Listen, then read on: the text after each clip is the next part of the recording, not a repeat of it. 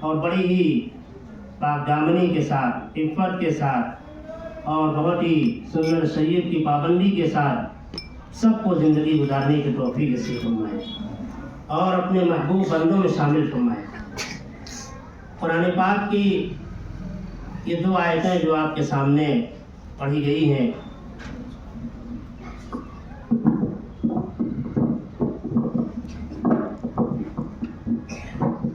یہ آیتیں قرآن پاک کی جو آپ کے سامنے پڑھی گئی ہیں، واقعی یہ دونوں آیتیں اتنی قیمتی ہیں کہ حدیث شریف میں فرمایا گیا ہے، بہت ساری روایات میں ہے کہ یہ دونوں آیتیں جو شخص بھی رات میں پڑھ لے تو اللہ تعالیٰ ہر چیز کے لیے کافی ہو جاتے ہیں۔ اسی طریقے سے فرمایا گیا، جس کو حضرت ابن عباس رضی اللہ تعالیٰ عنہ روایت کرتے ہیں، جناب رسول اللہ صلی اللہ علیہ وسلم نے فرمایا کہ جنت کے خزانوں میں سے دونوں آیتیں ہیں، اور اللہ تعالیٰ نے خود اپنے ہاتھ سے ان آیتوں کو لکھا۔ اس لیے ان آیتوں کو جو شخص عشاء کی نماز کے بعد پڑھ لے، جو شخص عشاء کی نماز کے بعد ان آیتوں کو پڑھ لے تو لکھا ہے کہ قیام اللیل یعنی تہجد کی نماز کا ثواب اس کو ملتا ہے۔ اس لیے کسی کو بھی اس سے غافل نہیں رہنا چاہیے۔ ہر مرد و عورت کو، ہر بچے کو اور ہر بچی کو، اور اپنے گھر کی تمام خواتین کو اور اپنے گھر کی تمام بہنوں کو اس کی تعلیم و تبلیغ کرنی چاہیے، بتانا چاہیے۔ ان آیتوں میں کیا باتیں کہی گئی ہیں، اللہ تعالیٰ اس میں کیا باتیں بتلا رہے ہیں، اس کو میں آپ کے سامنے مختصراً ذکر کر رہا ہوں۔ سب سے پہلی آیت ہے آمن الرسول بما انزل الیہ من ربہ والمؤمنون، کہ رسول ایمان لائے، اس پر ایمان لائے بما انزل الیہ من ربہ والمؤمنون، ان تمام چیزوں پر جو ان کے پروردگار کی جانب سے نازل کی گئی ہیں، اور اس کے بعد فرمایا والمؤمنون، اور ایمان والے بھی ایمان لے آئے۔ رسول پاک صلی اللہ علیہ وسلم کو الگ سے ذکر کیا گیا اور اس کے بعد ایمان والوں کو الگ سے ذکر کیا گیا۔ اس میں جناب رسول اللہ صلی اللہ علیہ وسلم کی عظمت، آپ کی رفعت شان کو بیان کرنا مقصود ہے، اس لیے جناب رسول اللہ صلی اللہ علیہ وسلم کو الگ سے ذکر کیا گیا، اور آپ علیہ الصلوۃ والسلام کا نام نہیں لیا گیا، بلکہ آپ کا جو لقب ہے جس سے بار بار خطاب کیا جاتا ہے، رسول ذکر کیا گیا کہ آمن الرسول بما انزل الیہ من ربہ والمؤمنون، کہ رسول ایمان لے آئے اپنے پروردگار کی طرف سے نازل کردہ تمام چیزوں پر، بما انزل الیہ من ربہ والمؤمنون، اور ایمان والے بھی ایمان لے آئے۔ اس کو بہت ہی مجملاً اجمال کے ساتھ بہت ہی مختصر انداز میں ذکر کیا گیا۔ پھر اس کے بعد اگلے جملے میں کل آمن باللہ وملائکتہ وکتبہ ورسلہ لا نفرق بین احد من رسلہ، اس کے اندر اس کو تفصیل کے ساتھ ذکر کیا گیا کہ ہر ایک ایمان لے آئے، کس پر ایمان لے آئے؟ اللہ تعالیٰ پر، کہ اللہ ایک ہے، اس کا کوئی شریک نہیں ہے، اسی کی ہر جگہ بادشاہت ہے، اسی کا ہر جگہ غلبہ ہے،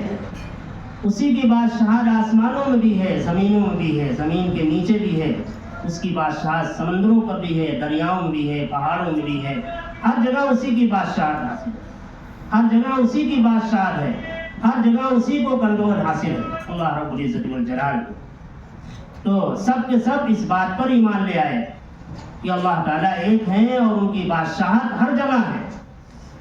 وہی احکم الحاکمین ہے، وہی مالک الملک والملکوت ہے۔ فرمایا کہ وملائکتہ، اور اللہ تعالیٰ پر ایمان لانے کے ساتھ ساتھ یہ لوگ فرشتوں پر بھی ایمان لے آتے ہیں کہ فرشتے جن کو اللہ تعالیٰ نے نازل کیے ہیں، اللہ تعالیٰ نے بنائے ہیں، وہ فرشتے بالکل سچے ہیں،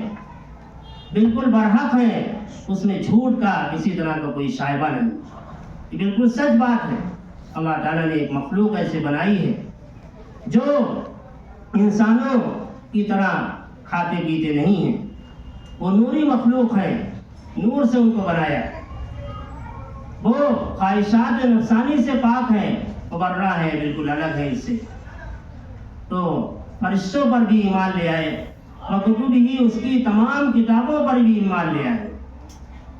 اس کی تمام کتابوں پر ایمان لے آئے، جتنی کتابیں اللہ تعالیٰ نے نازل کی ہیں، چاہے وہ توریت ہو یا زبور ہو یا انجیل ہو، اور پھر قرآن پاک، اور جتنے صحیفے اور جو پیغامات اللہ تعالیٰ نے بھیجے ہیں، سب پر یہ لوگ ایمان لانے والے ہیں، اور اس کے تمام رسولوں پر بھی ایمان لانے والے ہیں، جتنے پیغمبر آئے ہیں سب پر ایمان لانے والے ہیں، حضرت آدم علیہ السلام سے لے کر کے جناب رسول اللہ صلی اللہ علیہ وسلم تک جتنے پیغمبر آئے ہیں، جتنے رسول آئے ہیں، سب پر ایمان لانے والے ہیں۔ اور فرمایا کہ لا نفرق بین احد من رسلی، کہ ہم ان میں سے کسی کے درمیان تفریق نہیں کرتے ہیں۔ جیسے یہودیوں نے حضرت موسیٰ علیہ السلام کو مان لیا، عیسائیوں نے حضرت عیسیٰ علیہ السلام کو مان لیا، اور ہمارے نبی صلی اللہ علیہ وسلم کو انہوں نے نہیں مانا۔ تو ہم کسی کی تفریق نہیں کرتے، ہم سب پر ایمان لے آتے ہیں۔ حضرت آدم علیہ السلام سے لے کر کے جتنے انبیاء علیہ السلام آئے ہیں، پھر حضرت موسیٰ علیہ السلام، حضرت عیسیٰ، حضرت داؤد علیہ السلام، حضرت عیسیٰ علیہ السلام، اور جناب رسول اللہ صلی اللہ علیہ وسلم، ہم سب کو مانتے ہیں۔ سب اللہ تعالیٰ کے پیغمبر ہیں، سب اللہ تعالیٰ کے رسول ہیں، ان کو اللہ تعالیٰ نے اپنے اپنے وقتوں کے لیے نبی بنا کر کے بھیجا تھا، اور ایک خاص قوم کے لیے ان کو نبی بنا کر کے بھیجا تھا۔ ہمارے نبی صلی اللہ علیہ وسلم کو قیامت تک کے لیے نبی بنا کر بھیج دیا گیا ہے، اور اب سب کے سب جناب رسول اللہ صلی اللہ علیہ وسلم ہی کی امت میں ہوں گے، اور سب کو اسی راستے پر چلنا پڑے گا، اور اس راستے سے ہٹ کر کے اگر کوئی اور راستہ اپناتا ہے تو ہرگز قبول نہیں کیا جائے گا۔ وَمَن يَبْتَغِ غَيْرَ الْإِسْلَامِ دِينًا فَلَن يُقْبَلَ مِنْهُ وَهُوَ فِي الْآخِرَةِ مِنَ الْخَاسِرِينَ، اور دین اسلام کے علاوہ کوئی اور راستہ اگر کوئی اپناتا ہے تو ہرگز قبول نہیں کیا جائے گا، وہ رد کر دیا جائے گا، اور آخرت میں وہ خسارے میں ہوگا۔ فرمایا کہ لا نفرق بین احد من رسلی، ہم ان پیغمبروں میں سے کسی کے درمیان کوئی تفریق نہیں کرتے ہیں، ہم سب کو مانتے ہیں، سب کو تسلیم کرتے ہیں۔ لیکن آخری نبی حضرت محمد مصطفیٰ صلی اللہ علیہ وسلم کی ذات گرامی ہے، اب سب کو آپ علیہ السلام ہی پر ایمان لانا پڑے گا، چاہے کوئی یہودی ہو، چاہے کوئی عیسائی ہو، چاہے کسی بھی مذہب کا ماننے والا ہو، اگر وہ کامیاب ہونا چاہتا ہے تو اس کو کامیابی کا راستہ، اس کے لیے کامیابی کا راستہ یہی ہے، اس کے سوا اور کوئی راستہ نہیں ہے۔ نجات کا یہی راستہ ہے، تبھی وہ جنت میں جا سکتا ہے، تبھی اللہ تعالیٰ کی خوشنودی حاصل ہو سکتی ہے۔ فرمایا لا نفرق بین احد من رسلی، ہم ان میں سے، ان پیغمبروں میں سے کسی کے درمیان کوئی تفریق نہیں کرتے ہیں۔ وقالوا سمعنا واطعنا غفرانک ربنا والیک المصیر، اور ہم نے سن لیا۔ کیسے سنا؟ یعنی سمعنا سمع قابلین، جس طرح سے قبول کیا جاتا ہے، مان لیا جاتا ہے، تسلیم کر لیا جاتا ہے، اس طرح سے سنا۔ یہ نہیں کہ سمعنا وعصینا، کہ سنا اور ہم نے نافرمانی کر لی، ایسا نہیں، بلکہ ہم کان بہت ہی توجہ کے ساتھ سننے والے ہیں اور ماننے والے ہیں۔ واطعنا، اور تمام امور کی جن چیزوں کا اللہ تعالیٰ نے حکم کیا ہے، ہم ان تمام چیزوں کو ماننے والے ہیں، اطاعت کرنے والے ہیں، اللہ تعالیٰ کی فرمانبرداری کرنے والے ہیں۔ غفرانک ربنا والیک المصیر، فرمایا کہ ہم آپ کی بخشش چاہتے ہیں، یعنی نسألک غفرانک، ہم آپ سے ہم آپ کی بخشش کے طلبگار ہیں، اس کی ہم درخواست کرتے ہیں، یا یہ کہ آپ ہماری بخشش فرما دیجیے اے ہمارے پروردگار، اس میں یہ چیز محذوف ہے۔ تو وَإِلَيْكَ الْمَصِيرُ، اور ہم سب کو آپ ہی کی طرف لوٹ کر کے جانا ہے. ہم سب کا ٹھکانہ آپ ہی کی طرف ہے، آپ ہی کے پاس ہم سب کو لوٹ کر کے جانا ہے. اس کے بعد جو اگلی آیت ہے لا یکلف اللہ نفسا الا وسعہا لہا ما کسبت وعلیہا ما اکتسبت، اوپر کی جو آیت آئی تھی کہ وَإِن تُبْدُوا مَا فِي أَنفُسِكُمْ أَوْ تُخْفُوهُ يُحَاسِبْكُم بِهِ اللَّهُ فَيَغْفِرُ لِمَن يَشَاءُ، جو آیت آئی تھی کہ اگر تم اپنی طبیعت میں کوئی چیز ظاہر کرتے ہو یا چھپاتے ہو، اپنے جی میں کوئی چیز چھپائے ہوئے ہو، یا تم پوشیدہ کر رہے ہو یا تم ظاہر کر رہے ہو، اللہ تعالیٰ سب کا حساب لیں گے. جب یہ آیت آئی تو صحابہ کرام رضوان اللہ علیہم اجمعین کو ڈر محسوس ہوا کہ یہ آیت تو بڑی ہی سخت قسم کی معلوم ہوتی ہے ہمارے لیے. اس کا مطلب یہ ہے کہ ہماری کوئی بھی چیز ہو ہم اس سے بچ نہیں سکتے، چاہے ظاہری ہو چاہے باطنی ہو، پوشیدہ ہو یا علانیہ ہو، کیسی بھی چیز ہو، اختیاری ہو غیر اختیاری ہو. اس کا مطلب یہ ہے کہ اب ہمارے لیے بچنا مشکل ہے. جب یہ آیت نازل ہوئی صحابہ کرام رضوان اللہ علیہم اجمعین کو بڑی فکر ہوئی. جناب رسول اللہ صلی اللہ علیہ وسلم نے اپنی طرف سے کوئی جواب نہیں دیا اس کا، اور آپ نے وحی کا انتظار کیا، لیکن جناب رسول اللہ صلی اللہ علیہ وسلم نے صحابہ کرام رضوان اللہ علیہ مجمعین کو یہ کہا کہ ہمیں تو ہر چیز کو ماننا ہے اور ہر چیز کو تسلیم کرنا ہے، جس طرح سے جب جیسے اللہ تعالیٰ کا حکم آ جائے ہم کو اس کو اسی طرح لے کر کے چلنا ہے اور ویسے ہی اس کو ماننا ہے. آپ علیہ الصلوۃ والسلام نے ان کو ہمت دلائی صحابہ کرام، لیکن آپ نے ابھی اپنی طرف سے کوئی جواب نہیں دیا، یہاں تک کہ قرآن پاک کی آیت نازل ہو گئی لا یکلف اللہ نفسا الا وسعہا لہا ما کسبت وعلیہا ما اکتسبت. یہ آیت نازل ہو گئی کہ اللہ تعالیٰ کسی کو بھی اس کی طاقت سے زیادہ مکلف نہیں بناتے. اللہ تعالیٰ کسی کو بھی اس کی طاقت سے زیادہ مکلف نہیں بناتے. جب آدمی کسی کام کو اپنے ارادے سے کرے گا، اپنے ارادے اختیار سے کرے گا تو اس پر پکڑ ہوگی، اور ایک چیز لاشعوری طور پر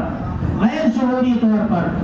اپنے اختیار سے کوئی چیز نہیں ہوئی ہے تو اس پر اللہ تعالیٰ کی طرف سے کوئی پکڑ نہیں ہوگی. اللہ تعالیٰ کسی کو اس کی طاقت سے زیادہ مکلف نہیں بناتے. اب مثال کے طور پر دیکھیے آپ، جیسے روزہ ہے، روزہ انہی لوگوں پر فرض کیا گیا ہے جو روزہ رکھنے کی طاقت رکھتے ہیں. جو آدمی اس کیفیت میں ہے، اتنا بیمار ہے کہ روزہ رکھنے کی اسے طاقت ہی نہیں ہے، اس کی جان جانے کا خطرہ ہے، تو اس کے لیے شریعت نے گنجائش دی ہے، شریعت نے اس کو گنجائش دی ہے. یا ایک آدمی حالت سفر میں ہے، سفر میں جا رہا ہے، تو شریعت نے اس کو گنجائش دی ہے کہ وہ بعد میں روزہ رکھ سکتا ہے، رکھنا چاہے تو رکھ لے، لیکن اگر نہیں رکھتا ہے حالت سفر میں تو شریعت نے اس کو گنجائش دی ہے نہ رکھے، بعد میں اس کی قضا کر لے. اسی طریقے سے نماز آپ دیکھیے، نماز اللہ تعالیٰ نے فرض کر دی ہے، لیکن ساتھ ساتھ اگر کوئی شخص اتنا بیمار ہے کہ کھڑے ہو کر نماز نہیں پڑھ سکتا ہے تو بیٹھنے کی گنجائش ہے. بیٹھ کر نماز نہیں پڑھ سکتا ہے تو لیٹے لیٹے اشاروں سے پڑھ لے نماز. ایک شخص ہے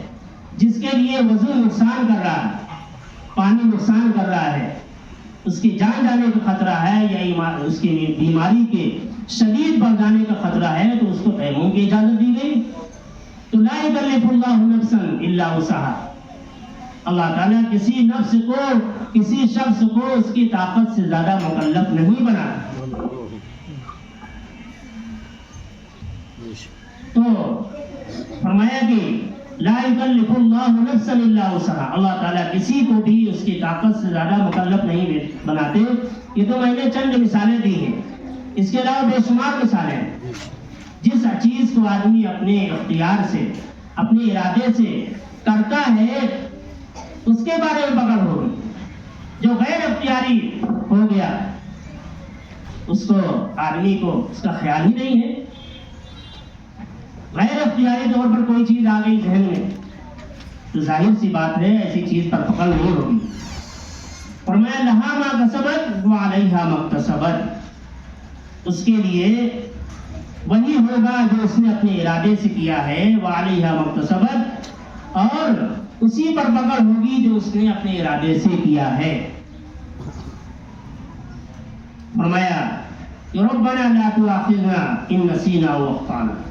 جب یہ آیت جناب رسول اللہ صلی اللہ علیہ وسلم نے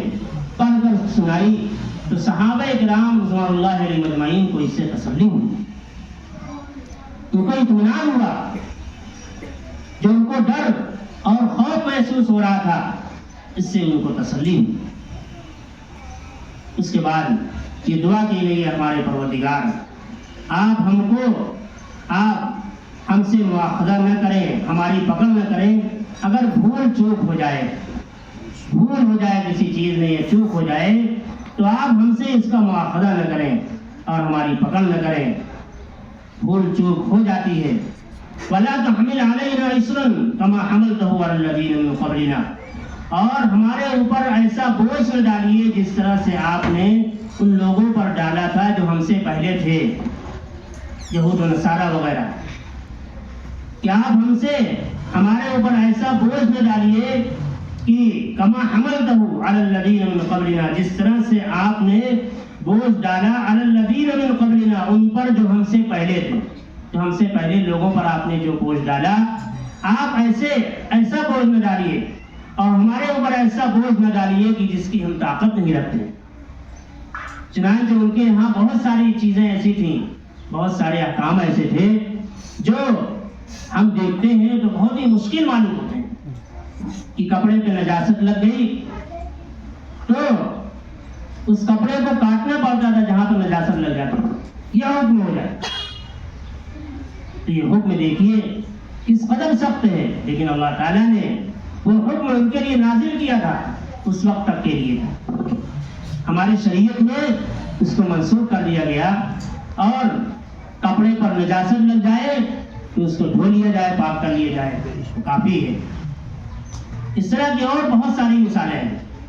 تو فرمایا کہ ربنا ولا تحمل علینا اصرا کما حملتہ علی الذین من قبلنا، اور آپ ہمارے اوپر ایسا بوجھ نہ ڈالیے جس طرح سے آپ نے ان لوگوں پر ڈالا جو ہم سے پہلے تھے. ربنا ولا تحملنا ما لا طاقت لنا به،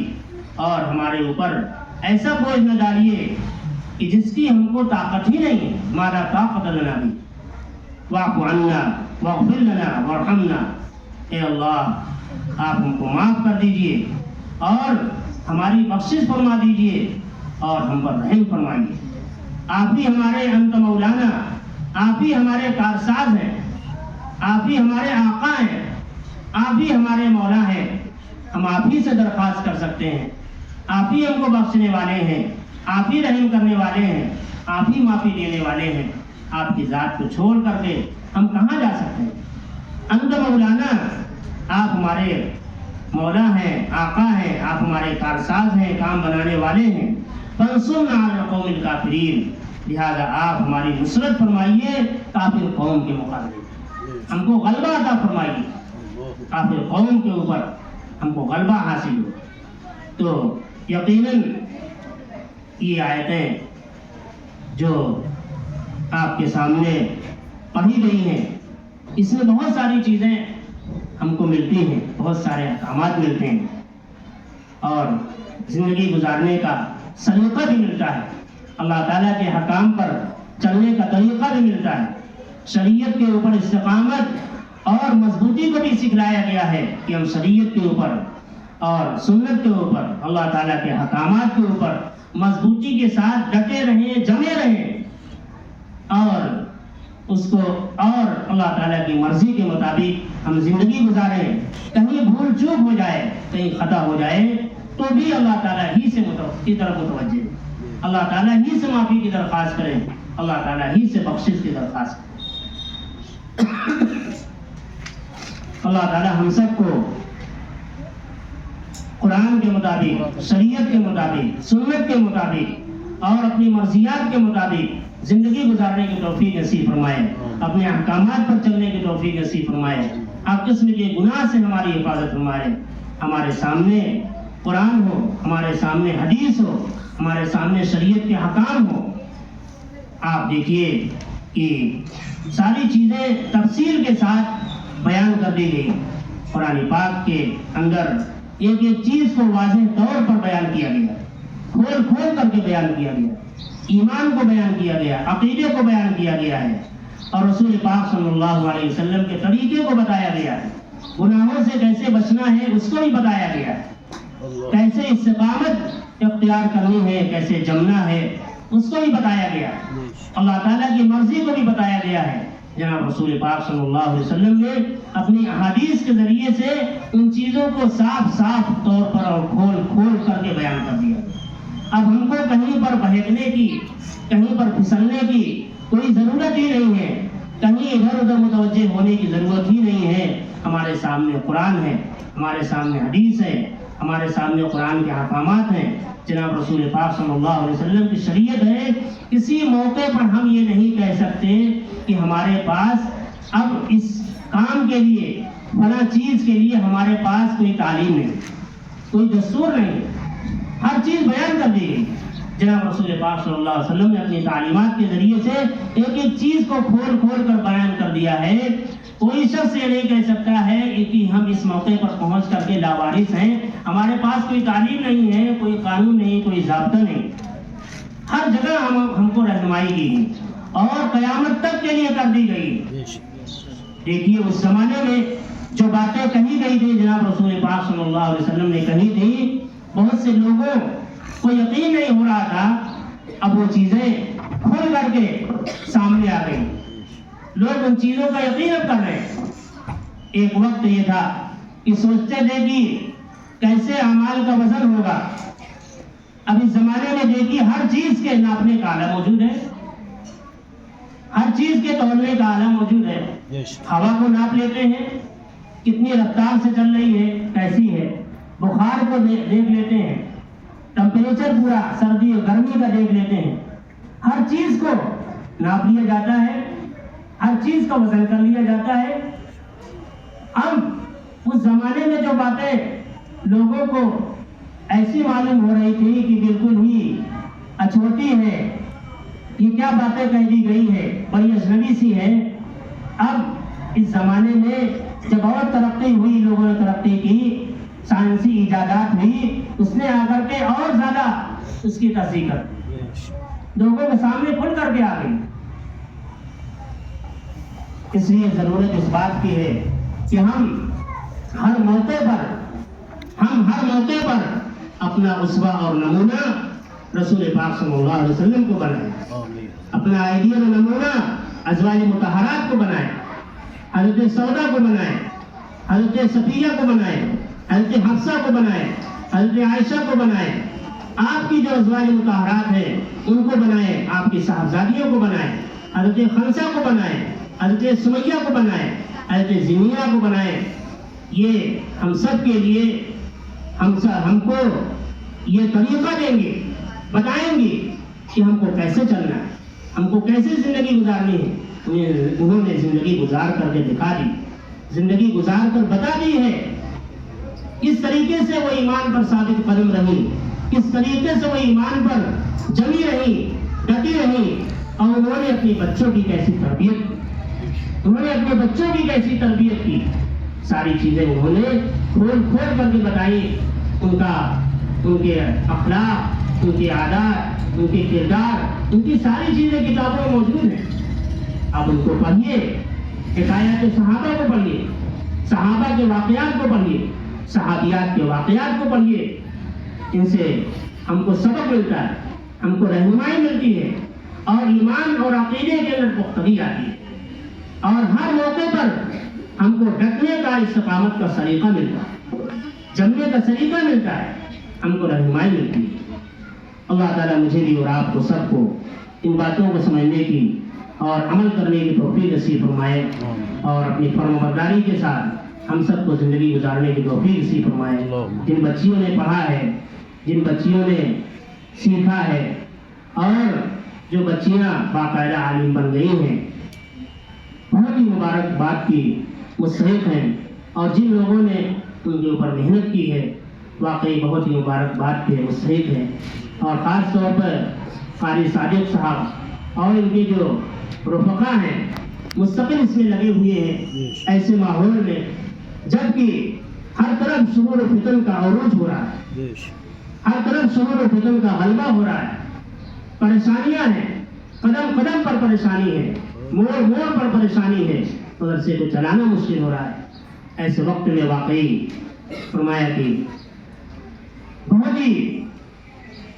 من سن سنتاً حسنتاً فلہ اجرھا واجر من عمل بہا، جس نے کوئی اچھا طریقہ ایجاد کیا تو ان کو تو ثواب ملے گا ہی، واجر من عمل بہا، ان کو بھی ثواب ملے گا جتنے لوگ اس پر چلیں گے۔ ایسے حدیث شریف میں ہے کہ جس نے میری سنت کو زندہ کیا بعد ما امیتت، جبکہ اس کو مردہ کیا جا رہا ہو، ختم کیا جا رہا ہو، فلہ اجر ید شہید، تو اس کو 100 شہیدوں کے برابر اجر دیا جاتا ہے۔ تو ایسے دور میں جبکہ فتنے کا دور ہے، مدارس کے لیے طرح طرح کی پریشانیاں ہیں، ہر موڑ پر پریشانی ہے، مدرسے کو چلانا مشکل ہو رہا ہے، قرآن کو پڑھانا مشکل ہو رہا ہے، حدیث کو پڑھانا مشکل ہو رہا ہے، بچوں کو لانا مشکل ہو رہا ہے۔ ایسے وقت میں ضرورت اس بات کی ہے کہ ہم سب ان کا ساتھ دیں، مدرسے کا ساتھ دیں، ان کے تمام رفقا کا ساتھ دیں، جو پڑھانے والی والیاں ہیں، یہاں ثانیہ ہیں، آپ ان کا ساتھ دیں، ان کا تعاون کریں، اور مدرسے کے لیے جو خدمت ہو سکتی ہے ہر ایک اس میں ضرور حصہ لے، اس میں دریغ نہ کرے۔ جو بچیاں ہیں، جو پڑھنے والی بچیاں ہیں، جن گھروں سے بچیاں آتی ہیں، آپ اپنے گھروں کے اندر بھی اس بات کو چلائیں، آپ اپنے گھروں کے اندر بھی اس بات کو ذکر کریں، تاکہ آپ کا مدرسہ ترقی کرے اور آگے بڑھے، اور ایک وقت میں ایسا آئے کہ یہ مدرسہ ترقی کی آخری منزل پر پہنچے، پوری جماعت تیار ہو، پوری